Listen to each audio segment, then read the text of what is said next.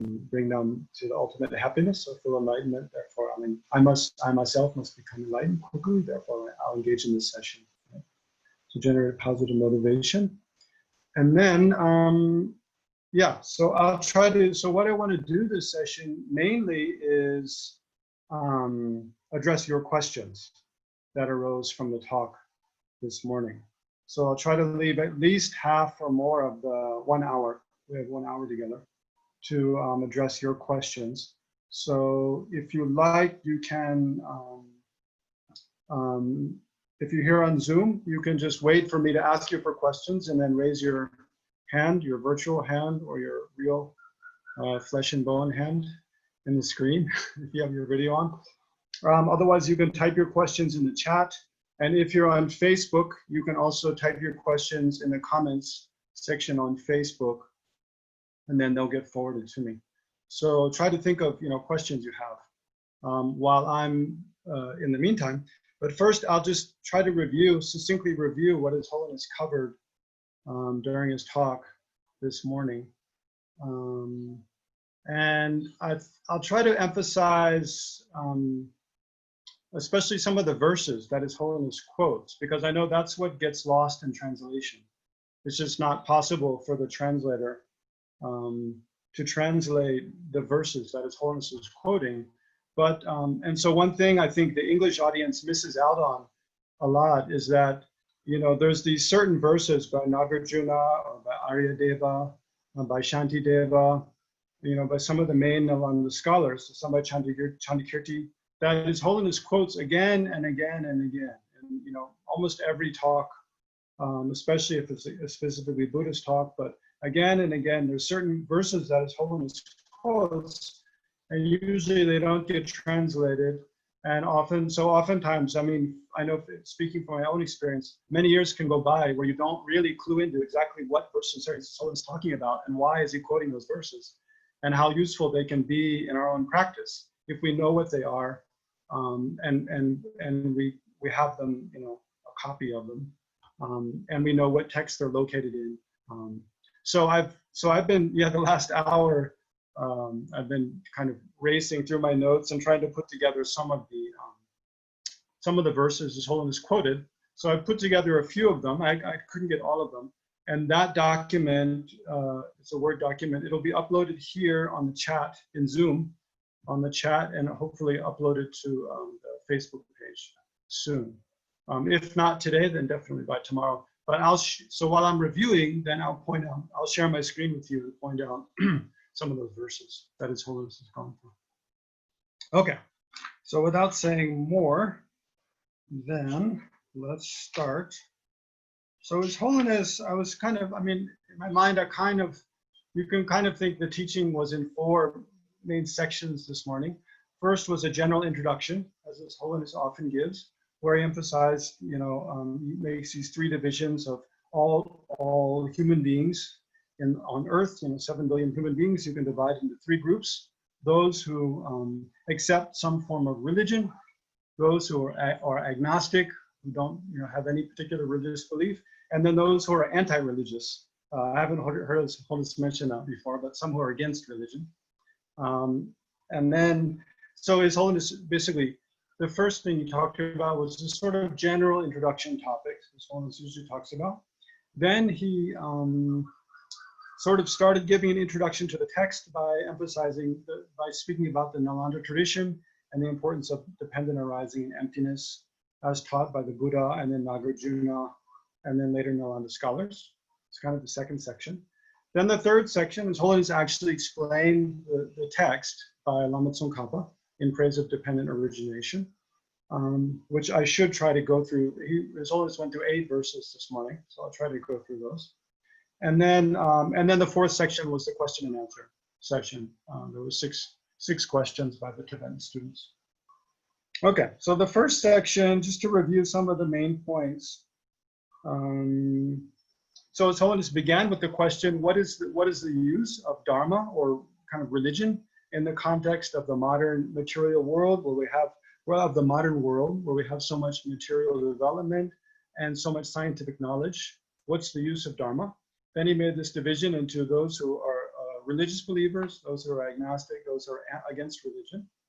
And then he made the point here and also in the question and answer question and answer period, that especially when we face hardship in life, when we face problems and we're having a difficult time, then our religious beliefs help. They help us, right?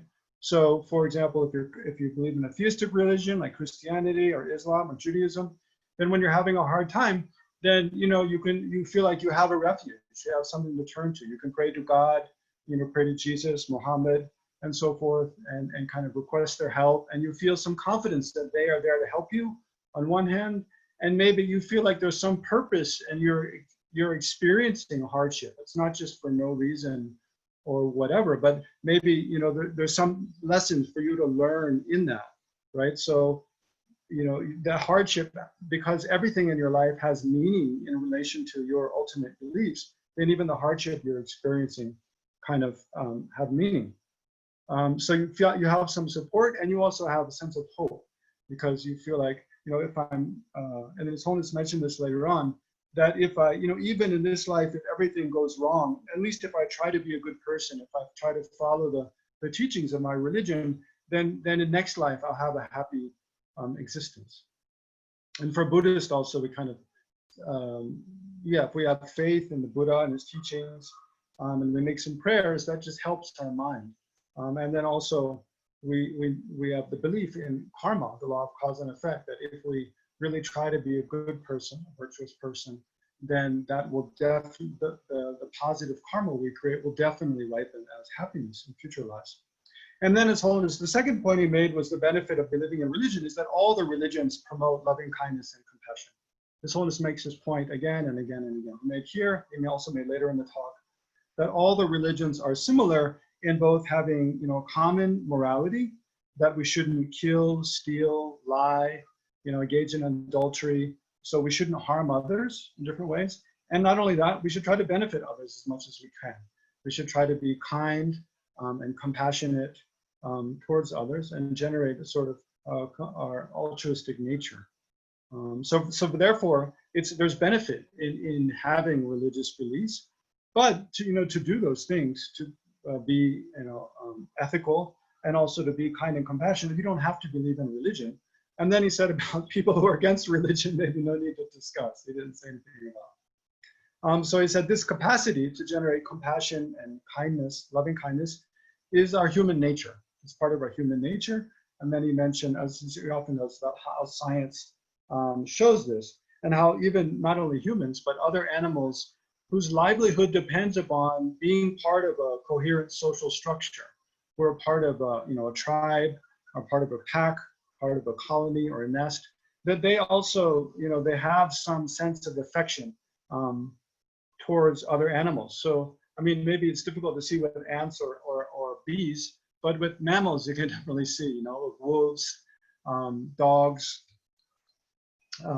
dolphins, even whales and so forth, that there's affection for, between offspring and their parents, and then different, extended family and members of the tribe that the animals are part of. So even they have kind of affection. And then in the animal world, of course, just as in the human world, although there's anger and violence at times, but that's universally kind of, we have aversion to, we have dislike for, we disapprove of, when one argues with another, and when one hurts another, it causes disharmony and causes discomfort among all in the community, in the society. And whereas when one creature, human or animal, is kind to another, is helpful to another, all commonly approve of that. They like that. They're attracted to that. So that our nature thereby is to be kind and to be compassionate. And then His Holiness spoke about the wonderful history of India, where these two ideals of ahimsa, or nonviolence, and karuna, or compassion, have been emphasized, promoted, and taught in the different religious traditions from thousands of years ago, and how important that is, and what a gift to the world that aspect of Indian culture is. In both theistic, so within India, all the different, different kind of religious belief systems whether they're theistic or non-theistic, that they have this in common. They promote ahimsa, nonviolence, and karuna. So, for example, those who believe in a creator God, then they promote, loving kindness and compassion in terms of that we're all children of the same God. We're all creations of the same creator, and the ultimate nature of that creator is love. So therefore, we should try to follow that role model. And then His Holiness just mentioned that different, although there's different names for different religions, like, Christianity, Islam, Hinduism, Buddhism, the essence is the same, and promoting loving kindness and compassion. Then His Holiness went on a bit of a tangent about wrathful deities. How in Buddhism there's these wrathful deities. Why is that? And the main point of that is to show us how to transform even afflictive emotions like anger and attachment, to transform them and use the energy of those in the path of practice. Okay, and then His Holiness quoted this verse from Sutra. So I have the verse. I'll share my screen with you now and show you the verse. Although I didn't identify yet which sutra is from. Oh, sorry, that's the wrong document. Let's see.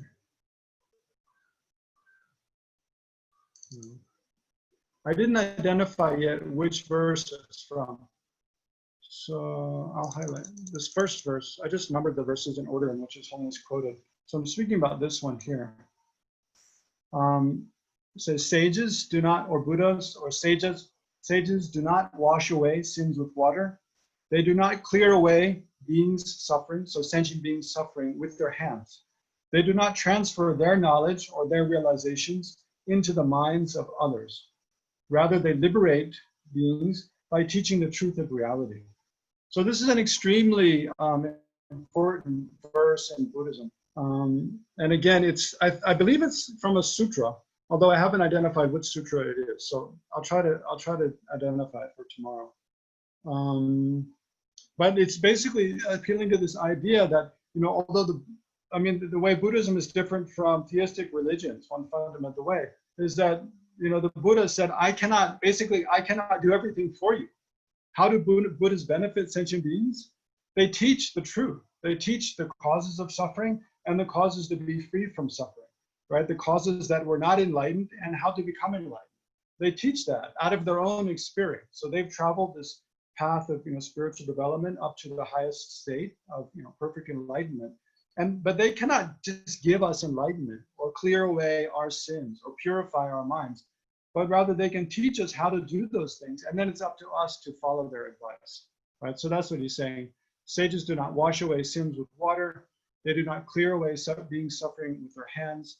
They do not transfer their knowledge into the minds of others, but they liberate by teaching the truth of reality, right? So it's by teaching that the Buddhas benefit sentient beings. And so the follow-on from this is that, if we want to benefit from Buddha's teachings, we have to not just pray to Buddha, but study what he taught, right? We have to study, read about, learn about, receive explanation on what the Buddha taught. So then His Holiness made the point that, I need to get my watch here in front of me so I don't run away over time. Okay. He made the point that the reason we cannot increase our loving kindness and compassion is because we have obstacles. We have obscurations, like the imprints of anger and attachment, jealousy, arrogant pride, and so forth. So we need to reduce those forces which oppose loving kindness and compassion. And then we must put effort into training to increase and develop positive qualities of the mind. And to do that, we need to reduce this. There's this very important term, incorrectly believing concepts. So, in Tibetan, incorrectly believing concepts, which are the source of, which is where our afflictive emotions arise from. So basically, these concepts are like, when something appears to us as attractive, then we think it is attractive from the side of the object, right? And then we exaggerate the ability of that object to please us. So think about a person. You see a person, they appear as attractive to you, And instead of recognizing that my seeing that person as attractive is in part a projection of my mind, right? In part, you know, people do have different attractive qualities, but our seeing that as attractive is largely due to our karma. And then because we like certain features, physical features or mental features or whatever, then when we see those features in another person, that appears to us as attractive, right? So in part, the attractiveness that we appear, it's just like food being delicious. You know, one person finds a certain food totally delicious, another finds it disgusting, based on their own habituation and their own opinions, right? What they're used to, what they like. So just like with people, we see something as attractive or unattractive. So that already is a projection, in part, a projection of our mind. And then we exaggerate the ability of the attractive things to please us, and we exaggerate the role of unattractive things in disturbing us and harming us. And then based on those, so those are incorrectly believing concepts. This concept that is attractive and it will please me. It's not like we sit and think that, it's a thought that automatically arises in our mind, right? And the same with unattractive. We see something as unattractive and we think, oh, that's bad. You know, if I can't be separated from that, it will disturb me. So that already, it's a thought that spontaneously arises in the mind. And without analyzing that further, we just automatically believe those thoughts, those incorrectly believing concepts. And then those give rise to attachment to things we see as attractive, wanting, desiring it, and then aversion to, you know, hating, you know, disliking, becoming irritated with things that we see as unattractive. So, yeah. So we'll come back to this in a minute with another verse that His Holiness mentioned. But he's saying basically this is Buddhist psychology, is learning how afflictive emotions arise and then learning how to reduce them. And then learning what are the causes for positive emotions and how to increase them. And then he mentioned the importance of what's called the 3 trainings, right? The training in higher morality, which is the basis, you know, pure morality, and then concentration, you know, learning to focus the mind on an object, and then the training in higher wisdom, right? And then he emphasized here that especially when we train in, you know, morality is quite easy to understand. In Buddhism, abandoning the 10 non-virtuous actions. But the training in concentration, His Holiness emphasized that it's primarily not to do with the 5 sense consciousnesses, but to do with the 6th consciousness, the mental consciousness. So this term, the 6th consciousness, you often hear when His Holiness speaks in English, he uses this term a lot, the 6th consciousness. What he's talking about is the mental consciousness. Right, so now think about, like, if you remember something that happened earlier today, you know, like just here it was raining very heavily just a few, you know, half hour ago. So any memory that we have, that is mental consciousness. That's a good way to identify mental consciousness. Any memory that you have, it's not something you're perceiving with your eyes, ears, nose, tongue, or body sense conscious. It's not something you perceive with your 5 sense consciousness. It's something that memory is appearing to your mind. It's the same if you think about the future. Think about what you might do in the future. That is your mental consciousness doing that. It's not your sense consciousness. So His Holiness is emphasizing when we develop concentration, you know, the ability to focus our mind on something, we're primarily talking about the mental consciousness, not the sense consciousness. And then His Holiness gave this this thing which he's been mentioning a lot lately. Is, you know, a very practice. This is a practice advice, you know, total practice advice. So I'm saying when I get up in the morning, one thing I do in the morning, you know, before I start thinking about all the things that I need to do during that day, is just sit quietly and try to focus on my mind, right? Try to let go of the perceptions of, you know, visual objects, sounds, tastes, smells, tactile objects. Let go of those and just focus on the clear knowing nature of the mind. Yeah, so His Holiness is saying before we get attracted to, it's the objects of the senses, things that we see, hear, smell, taste, and touch, that they distract our mind largely. Our attention is drawn outward and pulled here and there, you know, either toward or, you know, with a attraction or aversion by those objects. So we withdraw the mind from those objects and try to focus on the clarity of the mental consciousness. right? And let its natural stability and clarity emerge, right? So this is kind of something we should try, right? In the morning or in the evening, whenever we meditate, try to focus on identify the mental consciousness as separate from the sense consciousness, and just focus on its clear nature and try to stabilize our attention in our mental consciousness. And so His Holiness is saying, if you can focus on it for a while, then you get some stability, you get some sense of the clarity of it, and then you access the power of the mental consciousness.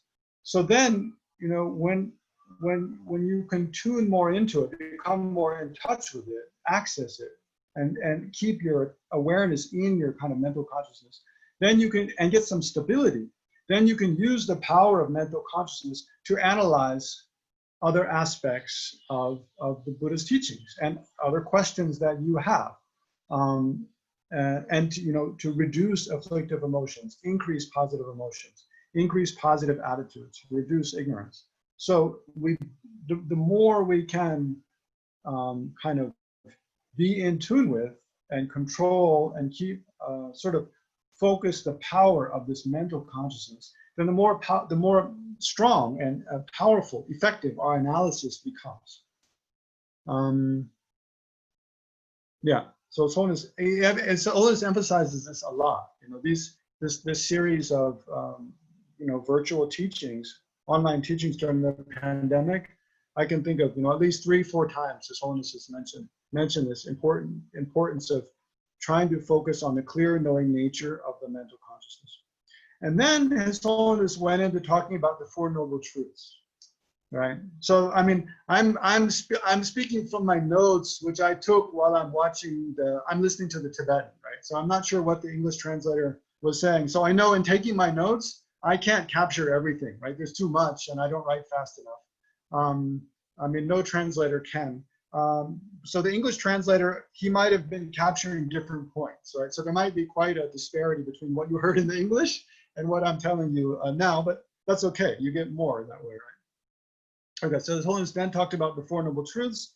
He first talked about the truth in terms of the truth of suffering. There's physical suffering and mental suffering, the relationship between those two, especially how when our mind is really disturbed, it disturbs our body, right? It causes us to have more physical suffering. So this is something we can analyze in our own experience, but His Holiness mentioned how even in scientists show that people who have, for example, anger and worry, anxiety again and again and again, then it causes their blood pressure to go up, weakens their heart, weakens their immune system, and so forth. So it has detrimental physical effects. And how the origin of these sufferings, physical and mental sufferings, is karma and afflictive emotions, right? And then His Holiness, so now here he quoted this important verse by Nagarjuna, Aryadeva, which I wanted to share with you. So it's this here. It's from the 400 verses. I'll highlight it here by Aryadeva. Oh, no. Sorry. Sorry, not these verses. Do I have here? I'm not sure I got it in the document. Maybe I forgot it. Oh no, it's not those verses I just highlighted. That's different. I'll have to come back to that. No, I didn't get it here. Where do I have it? Hold on. I think I have it here somewhere.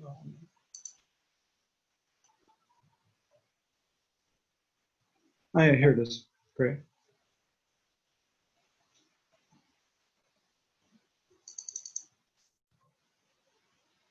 Can you see this? Chapter 18, Examination of Self and Phenomena.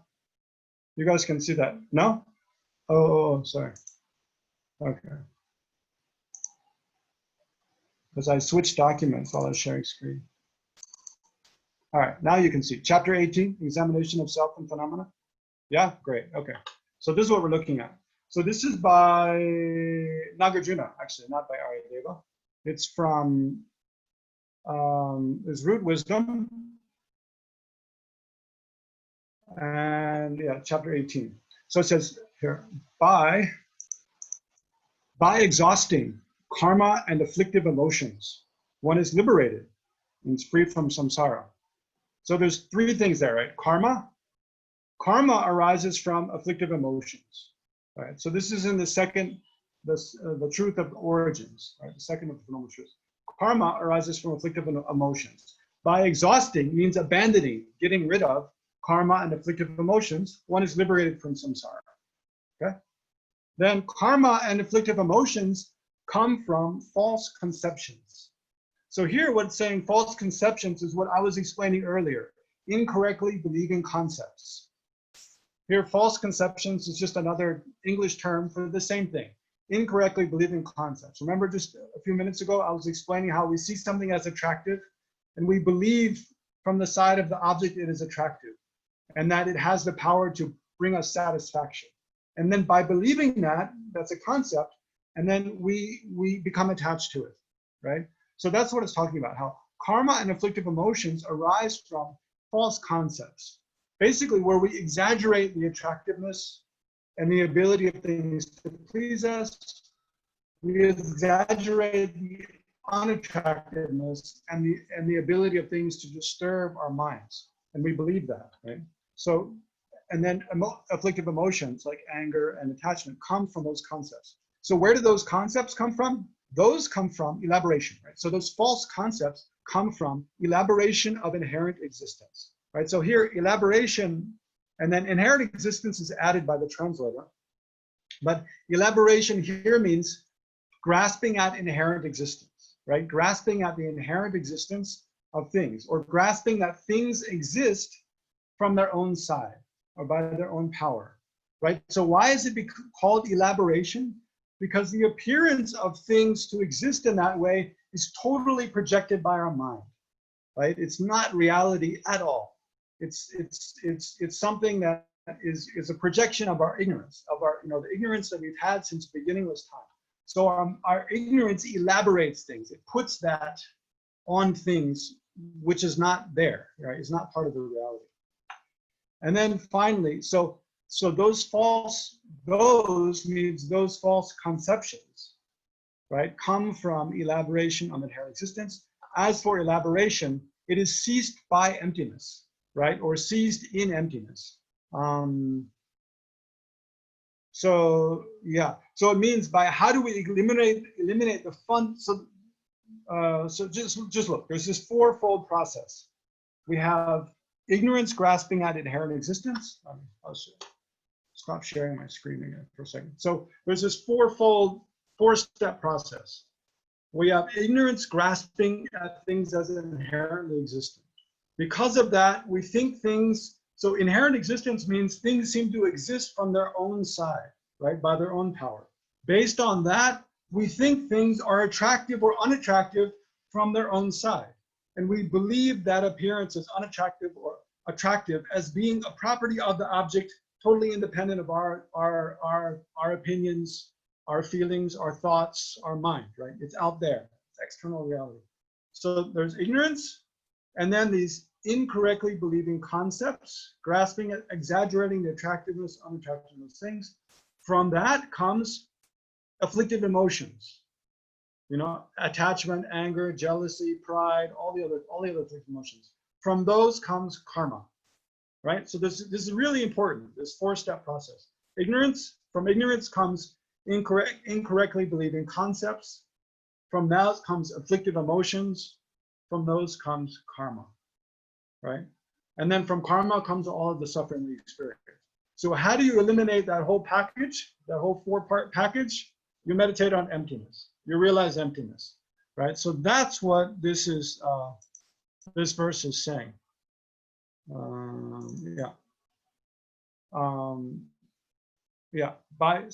By exhausting karma and afflictive emotions, one is liberated. One is free from samsara. So to know how to eliminate those, you have to know where they come from. Karma and afflictive emotions come from false conceptions. To eliminate false conceptions, you have to know where they come from. Those come from elaboration of inherent existence. And then how do you eliminate that elaboration? As for elaboration, it is ceased by emptiness. So it doesn't mean emptiness just ceases it. We don't have to do anything. It means we have to meditate on emptiness.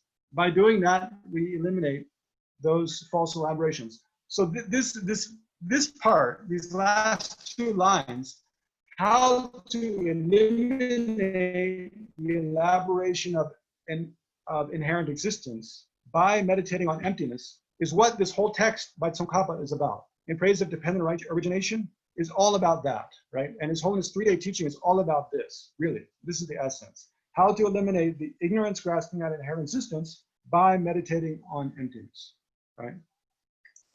Okay, so, and that verse contains all of the Four Noble Truths. And then His Holiness spoke about quantum physics. So His Holiness is speaking about quantum physics a lot these days. Almost every talk His Holiness gives, whether it's a Dharma talk or whether it's just general advice to a non-Buddhist audience, His Holiness always talks about quantum physics. So my time is running out and I want to answer some of your questions. So I won't say much about this, although maybe I'll come back to it tomorrow or the next day. But it's important to understand how are they similar. The essential thing is that in both the Buddhist presentation of ultimate reality, of emptiness, and quantum mechanics, there's the assertion that things appear in a way in which they do not exist, right? And so the way things actually exist is something different than what appears to us, right? And when we analyze to see how things exist, we look, so think in terms of quantum mechanics, in terms of quantum, think in terms of quantum mechanics. How is it that things appear in the way they don't exist? Like the things around us, our table, the walls, the chair we're sitting on, our laptop, our phone. It appears like those are kind of just solid objects, they're matter, made of atoms, right? There's solid material objects which exist independently of an observer, right? Those objects exist totally separate from an observer. They have their own, independent reality that doesn't, the observer doesn't matter really. We just come along and see those things, that's how they are, separate from us. But then, think about quantum mechanics. You look look on this very small level. So you analyze further, and first of all, you realize they're made up of atoms. They're made up of all these infinite, tiny, tiny parts. And whereas the things appear solid to us, at the level of atoms, it's mostly space, right? You've all heard, in one atom, 99% of the volume that atom, occupies is space. The protons, neutrons, electrons, the material aspect of the atom only occupy maybe 1% of the volume of the atom. It's mostly space. So first of all, things that appear very solid to us, actually they're mostly space, empty space on the physical level. And then you analyze further. So quantum mechanics goes to the subatomic level to look at what are the smaller particles that make up protons, electrons, and muons. And so what they finally find is these that basically even when you try to observe a single atom or a single proton. So the best way to understand the quantum mechanics is think about the double slit experiment, right? So you try to, when you fire, I have to keep it short, I don't want to go way over time. But when you fire one proton at a time through double slits, if there's no observation at the time the particles go through the slit, then on the measure, on the photographic plate behind the slits, there's a wave interference pattern. A wave interference pattern is generated. So it means that the photons, they go through the slits as waves, right? And then thereby, as waves, they create this interference pattern on the on the photographic plate at the back. But if you set up a device to observe the photons as they go through the slits before they hit the plate, then it's called the wave function is collapsed, and they take on the aspect of a particle as they go through the slits. And then when they strike the plate in the back, they do not create a wave interference pattern. They create a pattern of just single particles going through single slots. So there's just two bands. So in short, what I mean, there's different interpretations of what quantum mechanics is really saying, but the interpretation His Holiness is appealing to is that, in short, unless there's an observer, you cannot determine whether at the fundamental level of matter something is a particle or a wave, right? So for something to be determined to have a specific location, a point in space, and a specific velocity, it has to be a particle, right? So, and for it to be reduced to a specific point, it requires an observer. It depends upon an observer. So apart from the act of observation, particles do not exist, right? And particles are the most fundamental building blocks of all matter, right? So this is what, so in a fundamental way, according to basically the Copenhagen interpretation, and yeah, I forget his name. Anyway, the Copenhagen interpretation of quantum mechanics, basically, that mind, the act of observation by a conscious observer, is a fundamental property in the universe, right? And that the object of observation does not exist in an independent way from the observer, right? So the observer and the object of observation, the subject and object, are mutually dependent. And that is exactly what, I mean, Buddhism is saying. Buddhism is saying that the way things appear is as if they have, the way objects appear, the way the objects appear, is as if they have this separate existence from the observer, right? That the observer just comes along and observes what is there, from its own side. Whereas when you analyze, you cannot find the object of observation, and you see that the existence of an object is dependent upon the act of observation and the existence of an observer, right? So in that way, they're the same. Okay, so I didn't cover, everything His Holiness went through today. He also quoted from the Heart Sutra, form is emptiness, emptiness is form. And then, yeah, he gave some other really good quotes. Some of them I put in the document that's been uploaded here. But we only have 15 minutes left, and I want to answer some of your questions. So, what do you have questions about?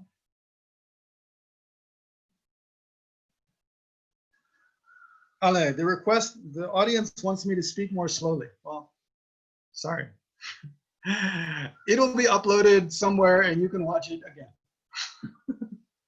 This video is being recorded, yeah. Okay, so I'll give you a priority to those who are live on Zoom first. So if you have a question, you can turn your video on and raise your virtual hand or wave frantically in front of your camera, or type into the chat. Okay, there's one question in the chat already. Could you please explain further the difference between the Buddhist conception of the mind and the soul Atman? Thanks, yeah. So sure, His Holiness did touch on this. What's the difference between basically in the theistic kind of tenet schools of Buddhism, there's the idea of an Atman, which goes from life to life. So His Holiness mentioned this in the course of basically what's the difference between modern science and Buddhism. Buddhism, modern science in its history has primarily paid attention to the five sense consciousness and the objects of those, things that we can see, hear, smell, taste, and touch. Whereas science has primarily not paid attention to it, not even believed in the existence of a mental consciousness, right?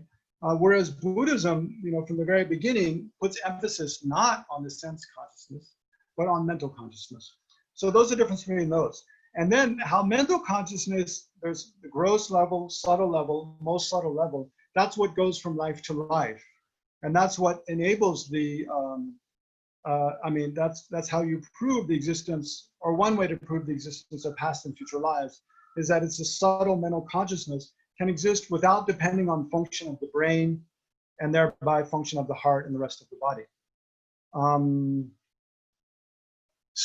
But so the Buddhist explanation of what goes from life to life is this subtle mental consciousness and the person that is labeled upon that. Whereas for the Hindu traditions, which also believe in past and future lives, and it's similar to the, the other Abrahamic theistic traditions, where there's belief in at least a future life, if not past lives, that that there's a kind of soul, right? So in the Hindu traditions, there's the idea of an Atman. Because there is, people, there are children and people who have memory of past lives. There are people who generate clairvoyance and they can see their past lives, so there's strong evidence for them. So then, to answer the question, well, what is it that goes from life to life? In the Hindu tradition, it's largely asserted there's a kind of self, a kind of permanent self which does not depend upon the physical body, does not depend upon the mental feelings and concepts, but is kind of this it's like that which possesses and controls our body and mind. It's an Atman, a self, and that goes from life to life. Whereas in Buddhism, there's and that self is permanent, it's unchanging, it does not depend upon causes and conditions, and it's one whole solitary thing. It's not made up of parts. It cannot be further divided into constituent parts. Whereas Buddhism rejects that kind of self. Buddhism rejects a kind of self that exists separately from the aggregates and controls them, that is unchanging, that does not depend upon causes and conditions, and that is not made up of constituent parts. Rather, Buddhism asserts a kind of self that is changing moment by moment. It exists in dependence upon the body and mind. It is made up of constituent parts, and it depends upon causes and conditions, right? So that's the difference between, the kind of Buddhist self and the Atman, or soul. Whereas, and then the difference between, specifically this question is asking about the difference between mind and Atman, is mind is just consciousness. It's our, it's that which experiences things, that which is clear and knowing and enables us as a person to experience things, that which knows, remembers things, feels. Whereas Atman, according to the Hindu tradition, is like the person who possesses the mind and does not depend upon the mind, basically. So that's kind of, the difference. Okay, so how about you guys live here? Do you have questions? My Zoom room friends? Yeah, Kelsey, unmute yourself. All right, I can unmute you. I think I can. No, we need our divine controller to unmute Kelsey. Okay. I think I'm on there. You are, I can hear you. Okay. Does Tertika in verse 7, does that refer to a general, is it a general term for non-Buddhist, or is it a specific? Verse 7, I didn't even get to Tsongkhapa's text. You're talking about Tsongkhapa's text? Yeah. Tirtika? Yeah, okay. Let me share my screen and look at it. Verse 7.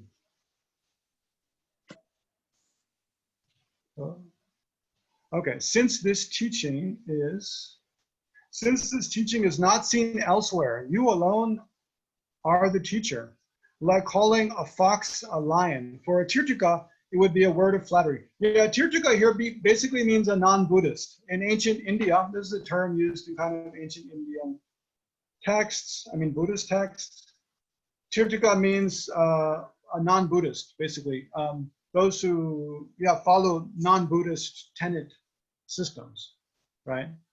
So, Hindu is a little bit of a problematic term because within the Hindu tradition, there's all different tenet systems, different philosophical tenets. There's, and actually Tirtika here also covers Jains. It covers Jains, and then within the Hindu tenet systems, it covers, different schools. So it basically means non-Buddhist. So does that answer your question, or do you have something more you're kind of getting? Would it also include the Christians and all other groups, or is it just more specific? Well, in meaning, yes. Yeah, in meaning it would, but that term Tirtika, it usually doesn't really apply. The term Tirtika, it doesn't apply to, Christians and the Abrahamic traditions. No. So, especially Tsongkhapa, who's composing those, he probably wasn't even really aware of those traditions when he's composing. He's really talking about the non-Buddhist philosophical schools that that like Nagarjuna and Chandrakirti and later Dignaga Dharmakirti, the Nalanda scholars, the non-Buddhist schools that they're responding to in their texts. Yeah. Thank you. Sure. Okay. Other question here? Okay, I see in the chat someone's put a question. Can we meditate on emptiness without a teacher? Is it safe and effective without a teacher? Yeah, that's a good question. Well, first of all, is it safe and effective? I mean, any meditation that you do without a teacher, I mean, meditation is pretty safe. You know, it's kind of like taking, you know, can you take aspirin without a prescription? Yes, but, you know, don't take too much. It can be dangerous. There can, I mean, meditation, basically it's safe, but there can be, you know, bad effects for some people. You know, for example, if you're prone to, you know, have hallucinations already, or bipolar, or have depression, if you meditate in the wrong ways, you can cause yourself to have more, make your mind more disturbed. It is possible, and for a small percentage of people that does happen. So, I mean, if you're meditating, or similarly, if you're meditating on emptiness or studying emptiness, and you see your mind is becoming more disturbed, not more peaceful, I mean, over, you know, a few months or weeks, of course, temporarily for a few moments, it's not a problem. But if you see as a trend over, you know, days or weeks or months, your mind's becoming more disturbed, then you really should consult a teacher, you know, consult someone. But, you know, all right, what can be first steps for dinner? Any suggested guided meditation on emptiness? Okay. So, but in general, we can study, you know, books about emptiness, and we can meditate on, you know, different aspects of what's taught there without a physical teacher, without a person that we're consulting with. That's okay. But main thing is to watch to see if your mind is, if you have a lot of fear arising, especially, I mean, a big danger of meditating on emptiness is you fall into nihilism, thinking nothing matters anymore. Then that's not good, right? So that's why, I mean, His Holiness will explain tomorrow and the next day. That's why the reason of dependent arising is the best reason to meditate, is the best proof to establish emptiness, right? And we'll talk about that more later. But as for books, the best book I always recommend is, it's called, and maybe can, Tushita staff, can you type this in the chat?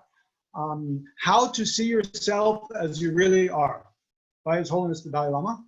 How to See Yourself as You Really Are. It's an excellent presentation on emptiness. And at the end of each chapter, it has points to meditate on. So it makes it very easy to meditate on it. And it's very clear, very profound presentation on emptiness. How to See Yourself as You Really Are. It's His Holiness Dalai Lama, and together with Jeffrey Hopkins. And then, you know, there's other, you know, good books on emptiness too, but maybe I can mention later if you like. You can try to make a little reading list or something. First steps for a beginner. Well, first step is just watch all of His Holiness teachings. I mean, today, tomorrow, the next day. Then come to review session. And then, yeah, maybe at the end of the third day, we can talk more about how to meditate on emptiness. I mean, I'm not really limited with my time so much too. So if we have more time, we can go over time and we could do a little meditation together, or I could talk more about that if more people are interested in that. Okay, I should check my WhatsApp. I'm supposed to be getting questions by WhatsApp, but I'm not. Emila, where are the questions?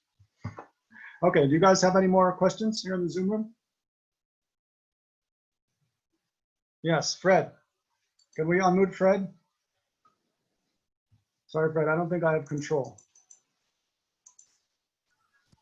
There you go. Can you hear me?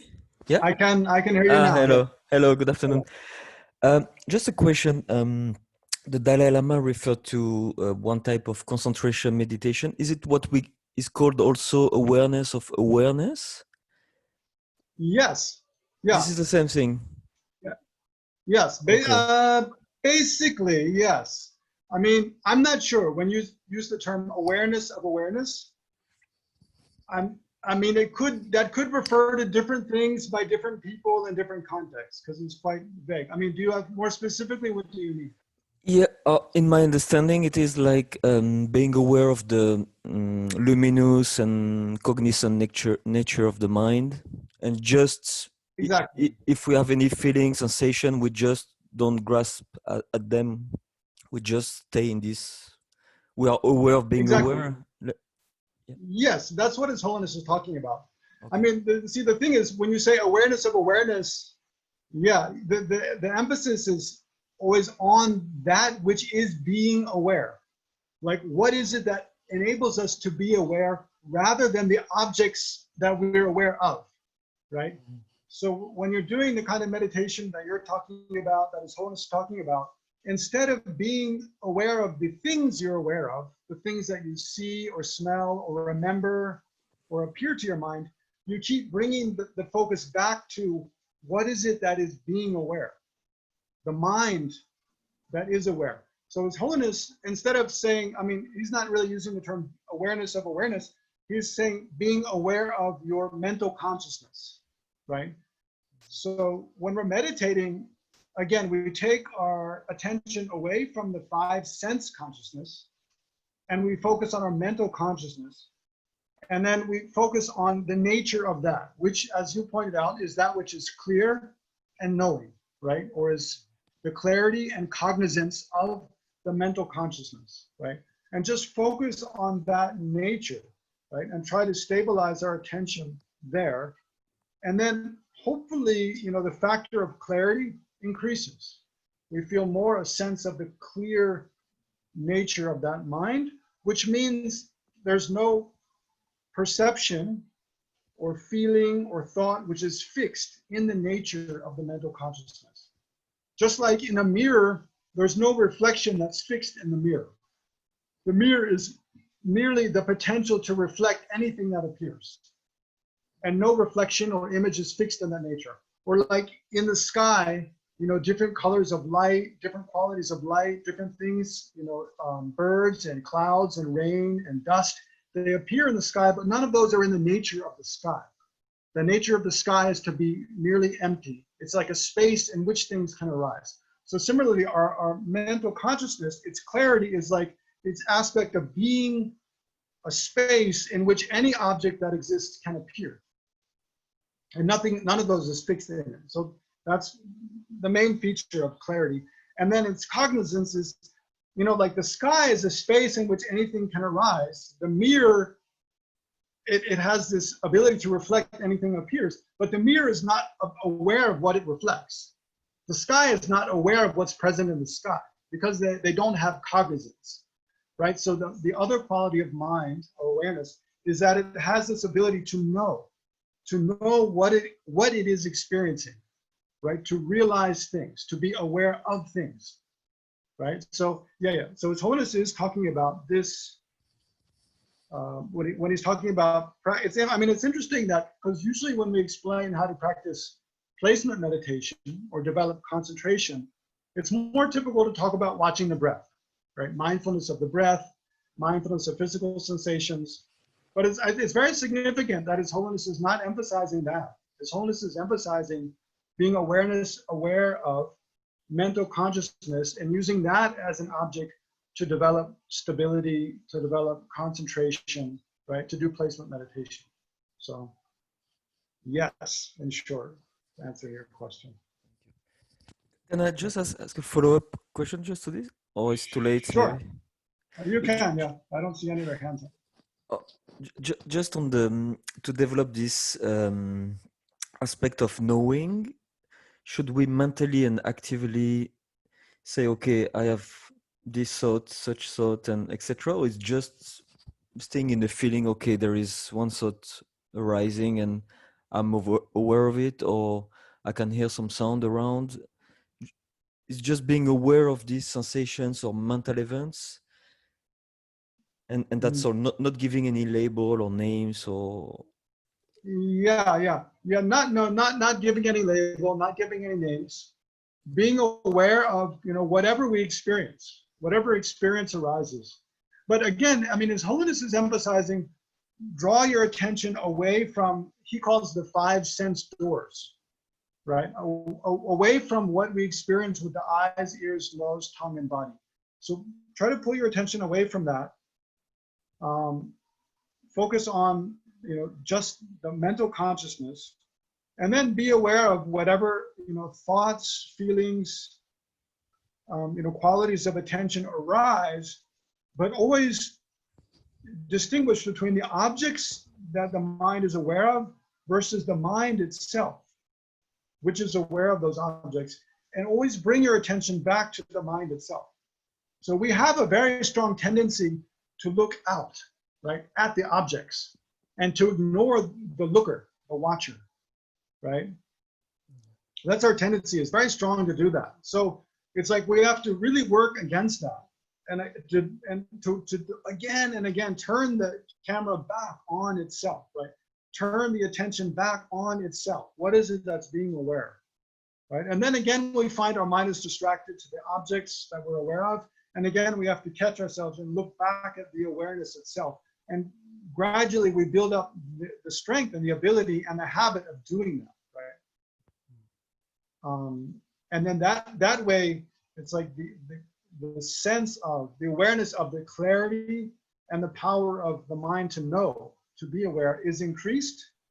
And then there's many other follow-on benefits. I mean, it should, from doing that practice in meditation sessions, then during our daily life, when we're doing ordinary activities, we should find ourselves being more sensitive to what's happening in our own mind, right? More aware of what's going on in our own mind, and also what's going on in the minds of others gradually, right? And then that becomes a basis for compassion.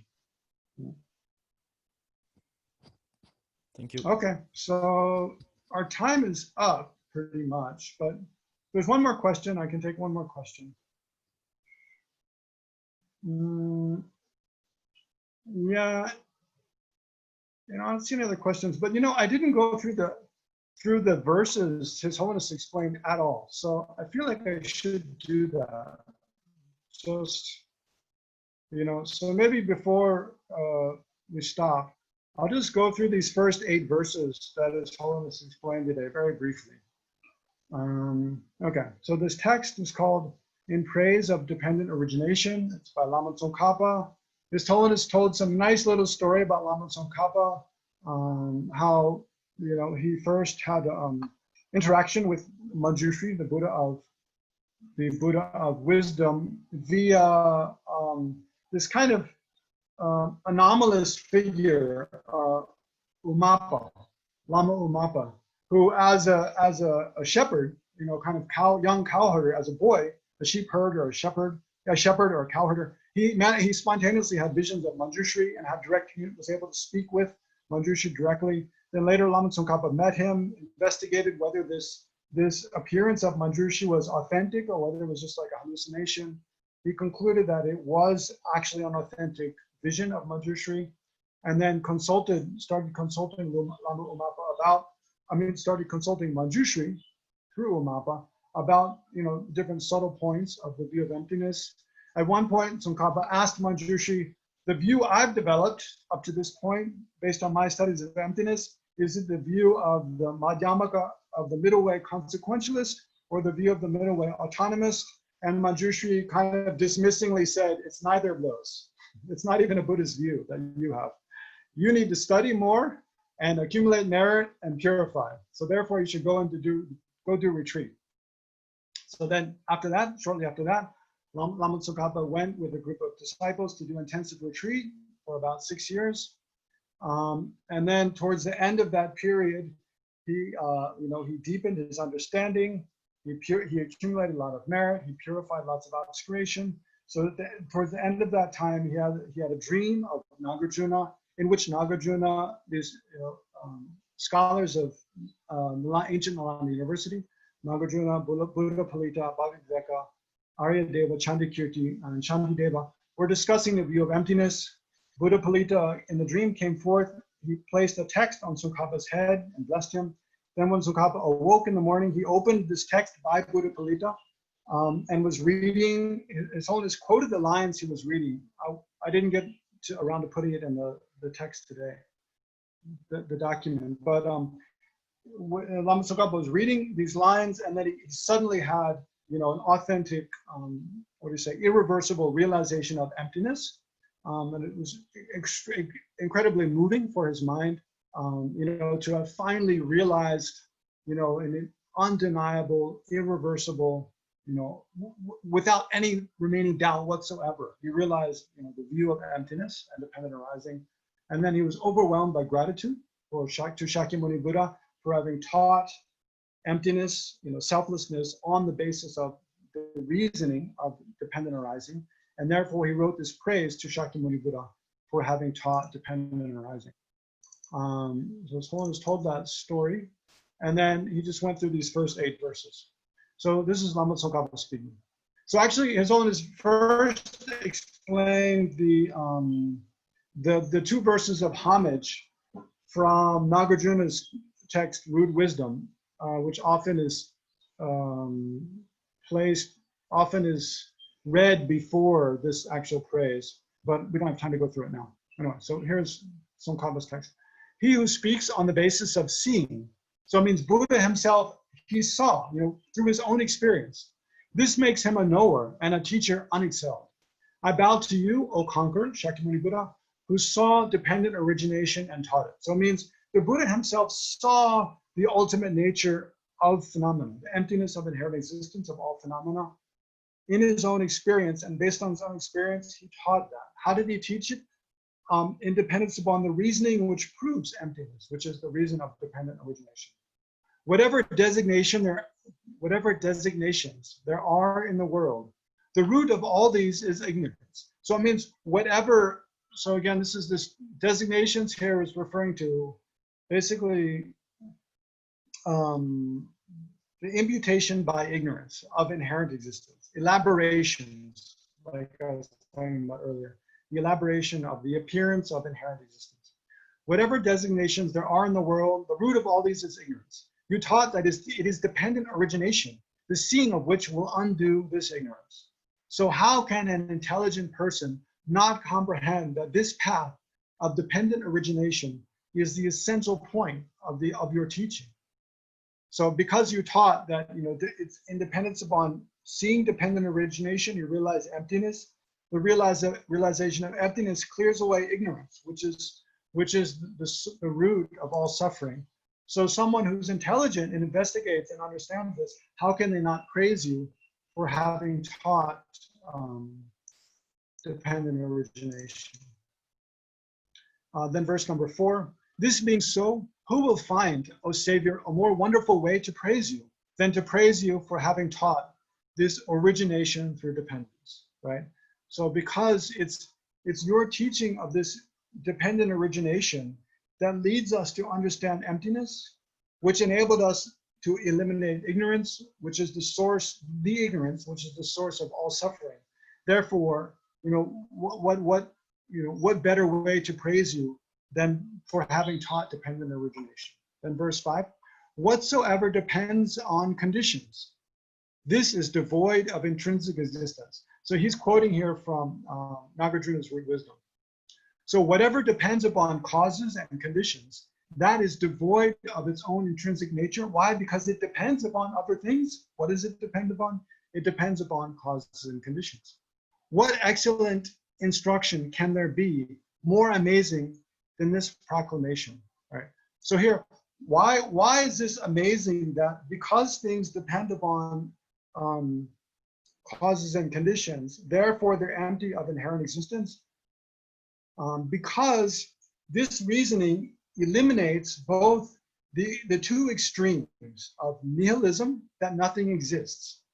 Because if things arise, and because when we recognize that things exist, that things arise and are produced in dependence upon causes and conditions, that establishes that they do exist, right? that nihilism is not true, that it's not true that nothing exists. Things do exist. Why? Because they arise in dependence upon causes and conditions. But for the very same reason that things exist in dependence upon causes and conditions, for that very reason, then they do not exist by their own power or from their own side, right? So for that very reason, there is no inherent existence. So in that way, this reason of dependent origination, it clears away the extreme of permanence and the extreme of nihilism. We'll talk more about this later, right? So don't worry if you don't quite get it now. So that's why it's most amazing in verse 5. Then in verse 6, by grasping at it, right? So it means by grasping at dependent origination or dependence upon causes and conditions. By grasping at it, the childish strengthen the bondage to extreme views, right? So the childish means, basically it means everybody other than the middle way consequentialists, right? So all the other Buddhist schools, all the non-Buddhist schools, they see that because things exist in dependence upon causes and conditions, so they must have existence from their own side. There must be some essence in those things, right? That they're able to produce effects. So for others, for other Buddhist schools other than the consequentialists, they see dependent arising, and that strengthens their grasping at inherent existence, right? By grasping at it, the childish strengthen bondage to extreme views. For the wise, this very fact is the doorway to cut free the net of elaborations, right? So for the wise, this fact of dependent arising is the doorway through which they cut away, they totally destroy grasping at inherent existence. For the childish, it strengthens their grasping at inherent existence. We'll look at this more later. This is just, so these two verses here, verse 5 and 6, they basically explain the essence of all of what Tsongkhapa is saying and what all of what is taught in the Perfection of Wisdom Sutras, all of what Nagarjuna taught, is the essence is right here in these two verses. And so these two verses will be elaborated on in the verses that follow in this prayer. So now 7, since this teaching is not seen elsewhere, you alone are the teacher, right? Because no other teacher taught, no, not in the Vedas, not in the Upanishads, not in the other Buddhist texts, not in the other philosophical traditions. Only the Buddha realized and taught this. Then you alone are the teacher with a big T. Like calling a fox a lion, for a Tirthaka, it would be a mere word of flattery. So basically it means to call any other teacher. I mean, so this is a bit like showing a little bit of, I wouldn't say deluded pride, but a little bit of very confident pride, right? In the Buddha and the Buddhist teachings. So just like calling a fox a lion, right? If you look at a fox and call it a lion, it's just, it's just mere flattery. Like imagine you're talking to a fox and you say, wow, what a great lion you are. You're just flattering, so it's not reality. So like that, to call any of the non-Buddhist teachers the teacher of ultimate reality, is just mere flattery. Okay. Then verse 8, wondrous teacher, wondrous refuge, wondrous speaker, wondrous savior. I pay homage to that teacher who taught well dependent origination. Okay, so that's where His Holiness stopped today. So we'll continue tomorrow from verse 9. And so if you have any questions on those verses, I can answer tomorrow. And yeah, so try to, as you're watching tomorrow morning, if as questions arise, write them down. And then, yeah, you ask in the session tomorrow. Okay, so thank you all for joining, and enjoy the rest of your day, your evening, your morning, wherever you are. And yeah, I hope you can join His Holiness teachings tomorrow. And if you like, then join the review session here. Okay, and please dedicate. Remember to dedicate the mat. Oh, dedicate. All right, wait. Bye-bye. Okay. Venerable, did you want to do the dedication or? Sorry. No. It's No, only Susan okay. dedicating, so I won't be. All right, yeah. Sorry. All right, thank you, Venerable, so much. And thank you all we'll see you all tomorrow. And tomorrow at 3, we have teaching with Venerable Geshe from Tibetan Library. So you can join us from Zoom, and also we will do the live on Facebook. So please join us for that as well. And then the review session at the same time, 5 p.m. tomorrow, Indian Standard Time. So see you all tomorrow. Thank you. Thank you, Venerable. See you tomorrow. Bye-bye.